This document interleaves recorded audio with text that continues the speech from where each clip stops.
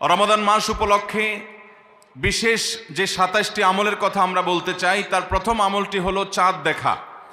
রমাদান মাসের চাঁদ শাবানের শেষ দিনে আমরা পশ্চিম আকাশে তালাশ করব, অনুসন্ধান করব। নবী করিম সাল্লাল্লাহু আলাইহি সাল্লাম বলেছেন, সোমু লিরুইয়াতিহি ওয়া আফতিরু লিরুইয়াতিহি, তোমরা চাঁদ দেখে রোজা রাখো আর চাঁদ দেখে তোমরা ঈদ উদযাপন করবে। অতএব মুসলমান রমজান মাসে সিয়াম সাধনা শুরু করবে চাঁদ দেখে, এবং সিয়াম ছেড়ে ঈদ উদযাপন করবে সেটাও চাঁদ দেখে করবে।